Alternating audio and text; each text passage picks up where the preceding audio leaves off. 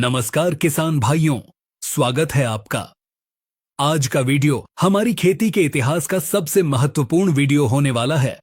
अक्सर हम अपने खेतों में खाद डालते हैं, मेहनत करते हैं, लेकिन फिर भी हमारी फसल वैसी नहीं होती जैसी हम चाहते हैं। कभी पत्ते पीले पड़ जाते हैं, कभी फल गिर जाते हैं, तो कभी दाना छोटा रह जाता है। हम सोचते हैं कि कोई बीमारी आ गई है और हम महंगी दवाइयां छिड़कने लगते हैं। लेकिन दोस्तों, 90% मामलों में यह बीमारी नहीं बल्कि फसल की भूख होती है। जी हाँ, भूखमरी। जैसे हमारे शरीर को स्वस्थ रहने के लिए भोजन में प्रोटीन, विटामिन और मिनरल्स की जरूरत होती है, ठीक वैसे ही हमारी फसलों को अपना जीवन चक्र पूरा करने के लिए 17 प्रकार के पोषक तत्वों की आवश्यकता होती है। अगर इन 17 तत्वों में से एक भी तत्व कम हो जाए तो आप चाहे कितना भी यूरिया या डीएपी डाल लें, आपकी पैदावार पूरी नहीं मिल सकती। विज्ञान में इसे लॉ ऑफ मिनिमम कहा जाता है। आज के इस विस्तृत वीडियो में हम इन सभी 17 पोषक तत्वों का एक एक करके पोस्टमार्टम करेंगे। हम जानेंगे कि मुख्य पोषक तत्व क्या हैं, द्वितीयक क्या हैं और सबसे जरूरी माइक्रो न्यूट्रिएंट्स यानी सूक्ष्म पोषक तत्व क्या हैं। हम यह भी जानेंगे कि इनकी कमी को आप खेत में खड़े खड़े पत्तों को देखकर कैसे पहचान सकते हैं और इसका सस्ता और सही इलाज क्या है। तो चलिए खेती के इस विज्ञान को बिल्कुल सरल भाषा में समझते हैं। सबसे पहले बात करते हैं कि ये 17 पोषक तत्व आखिर हैं कौन से।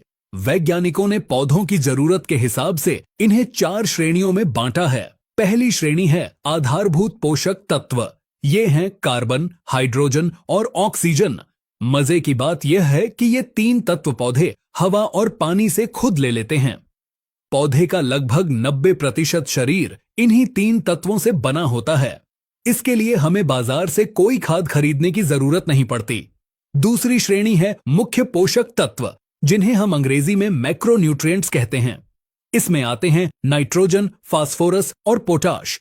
इनकी जरूरत पौधों को ज्यादा मात्रा में होती है, इसलिए हम इन्हें बोरों में भरकर खेतों में डालते हैं। तीसरी श्रेणी है द्वितीयक पोषक तत्व। इसमें आते हैं कैल्शियम, मैग्नीशियम और सल्फर। इनकी जरूरत मुख्य तत्वों से थोड़ी कम लेकिन सूक्ष्म तत्वों से ज्यादा होती है। और चौथी सबसे महत्वपूर्ण श्रेणी है सूक्ष्म पोषक तत्व यानी माइक्रो न्यूट्रिएंट्स। इसमें 8 तत्व शामिल हैं: जिंक, लोहा, तांबा, मैंगनीज, बोरॉन, मोलिब्डेनम, क्लोरीन और निकल। इनकी जरूरत फसल को बहुत कम मात्रा में यानी ग्राम में होती है, लेकिन अगर ये 1 ग्राम भी कम हो जाए तो क्विंटल में पैदावार घट जाती है। आइए अब एक एक करके इन सभी तत्वों को गहराई से समझते हैं। शुरुआत करते हैं मुख्य पोषक तत्वों से यानी एनपीके से। पहला तत्व है नाइट्रोजन।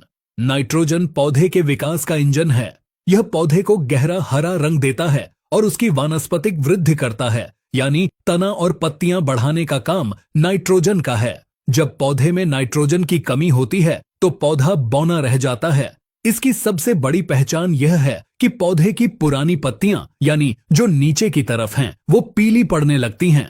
ऐसा इसलिए होता है क्योंकि पौधा अपनी जान बचाने के लिए पुरानी पत्तियों से नाइट्रोजन खींचकर नई पत्तियों को दे देता है। दूसरा मुख्य तत्व है फास्फोरस। फास्फोरस को आप पौधे की ऊर्जा कह सकते हैं। यह जड़ों का विकास करता है। अगर जड़ें मजबूत नहीं होंगी तो पौधा मिट्टी से भोजन कैसे उठाएगा। फास्फोरस की कमी होने पर जड़ें विकसित नहीं होती और पौधे का रंग गहरा नीला या बैंगनी हो जाता है। अक्सर आप मक्का या टमाटर में देखते होंगे कि पत्तियां किनारों से बैंगनी रंग की हो रही हैं। यह फास्फोरस की कमी का साफ संकेत है। तीसरा मुख्य तत्व है पोटाश। पोटाश पौधे का डॉक्टर है। यह पौधे में रोगों से लड़ने की ताकत पैदा करता है। यह तने को मजबूत बनाता है ताकि फसल गिरे नहीं। साथ ही फलों में चमक, वजन और स्वाद पोटाश की वजह से ही आता है। पोटाश की कमी की पहचान बहुत आसान है। इसमें पत्तियों के किनारे ऐसे जल जाते हैं जैसे किसी ने माचिस से जला दिए हों। यह लक्षण पुरानी पत्तियों पर पहले दिखाई देता है। अब हम बढ़ते हैं द्वितीयक पोषक तत्वों की ओर, जिन्हें अक्सर किसान भाई नजरअंदाज कर देते हैं, लेकिन ये बहुत जरूरी हैं। चौथा तत्व है कैल्शियम। कैल्शियम पौधे की हड्डियों का काम करता है। यह कोशिकाओं की दीवार को मजबूत बनाता है। अगर कैल्शियम की कमी हो जाए तो नई पत्तियां जो बिल्कुल ऊपर निकल रही हैं वो मुड़ जाती हैं या हुक की तरह हो जाती हैं। फलों का आकार बिगड़ जाता है और फूल झड़ने लगते हैं। टमाटर में नीचे से फल का सड़ना कैल्शियम की कमी का सबसे बड़ा उदाहरण है। पांचवां तत्व है मैग्नीशियम। मैग्नीशियम पौधे की रसोई का मुख्य हिस्सा है। पत्तों का हरा रंग क्लोरोफिल के कारण होता है और क्लोरोफिल के केंद्र में मैग्नीशियम होता है। अगर मैग्नीशियम नहीं होगा तो पत्ता भोजन नहीं बना पाएगा। इसकी कमी की पहचान यह है कि पुरानी पत्तियों की नसें तो हरी रहती हैं, लेकिन नसों के बीच का हिस्सा पीला पड़ जाता है। छठा तत्व है सल्फर। सल्फर तिलहनी फसलों के लिए वरदान है। यह सरसों, सोयाबीन और मूंगफली जैसी फसलों में तेल की मात्रा बढ़ाता है। साथ ही प्याज और लहसुन में जो तीखापन होता है वह सल्फर की वजह से ही होता है। सल्फर की कमी के लक्षण नाइट्रोजन से मिलते जुलते हैं, यानी पत्तियां पीली पड़ती हैं। लेकिन फर्क यह है कि नाइट्रोजन में पुरानी पत्तियां पीली होती हैं, जबकि सल्फर की कमी में नई पत्तियां यानी ऊपर की पत्तियां पीली पड़ने लगती हैं। अब आते हैं इस वीडियो के सबसे महत्वपूर्ण हिस्से पर, जो है सूक्ष्म पोषक तत्व यानी माइक्रो न्यूट्रिएंट्स। आज की आधुनिक खेती में इनकी कमी सबसे ज्यादा देखी जा रही है। आइए इन 8 तत्वों को विस्तार से जानते हैं। 7वां तत्व है जिंक। भारतीय मिट्टी में जिंक की कमी सबसे ज्यादा पाई जाती है। जिंक पौधे में हार्मोन बनाने का काम करता है, जिससे पौधे की लंबाई बढ़ती है। जिंक की कमी से पत्तियां छोटी रह जाती हैं और गुच्छे जैसी दिखने लगती हैं। धान की फसल में लगने वाला खैरा रोग जिंक की कमी से ही होता है। मक्का में अगर आप देखें कि नई पत्तियों के आधार पर सफेद पट्टियां बन रही हैं, तो समझ लीजिए कि खेत में जिंक की भारी कमी है। 8वां तत्व है लोहा यानी आयरन। आयरन क्लोरोफिल बनाने में मदद करता है। इसकी कमी उन जमीनों में ज्यादा होती है जहां चूना ज्यादा हो। आयरन की कमी का लक्षण हमेशा नई पत्तियों पर दिखता है। नई पत्तियां पूरी तरह से पीली या सफेद हो जाती हैं, लेकिन उनकी नसें हरी रहती हैं। मूंगफली, गन्ना और धान की नर्सरी में यह समस्या अक्सर देखने को मिलती है। 9वां तत्व है बोरॉन। इसे आप फलों का रक्षक कह सकते हैं। बोरॉन का मुख्य काम परागण की क्रिया को सफल बनाना है, यानी फूल से फल बनने के लिए बोरॉन अनिवार्य है। इसके साथ ही यह फलों को फटने से रोकता है। अगर आपके खेत में टमाटर, अनार या तरबूज के फल फट रहे हैं तो यह बोरॉन की कमी है। अगर फूल बहुत ज्यादा झड़ रहे हैं और दाना नहीं भर रहा तो भी यह बोरॉन की कमी का संकेत है। 10वां तत्व है मैग्नीज। मैग्नीज प्रकाश संश्लेषण और नाइट्रोजन को पचाने में मदद करता है। इसकी कमी होने पर पत्तियों पर छोटे छोटे भूरे या काले धब्बे दिखाई देने लगते हैं। गन्ने में फहाला रोग मैग्नीज की कमी से ही होता है। 11वां तत्व है कॉपर यानी तांबा। तांबा पौधे की रोग प्रतिरोधक क्षमता को बहुत बढ़ाता है, खास तौर पर फफूंद जनित रोगों के खिलाफ। नींबू वर्गीय फसलों में इसकी कमी बहुत देखी जाती है। इसकी कमी से डायबैक नाम की समस्या होती है, जिसमें पेड़ ऊपर से नीचे की तरफ सूखने लगता है और तने से गोंद निकलने लगता है। अनाज वाली फसलों में इसकी कमी से बालियों में दाने खाली रह जाते हैं। 12वां तत्व है मोलिब्डेनम। यह दलहनी फसलों के लिए बहुत जरूरी है।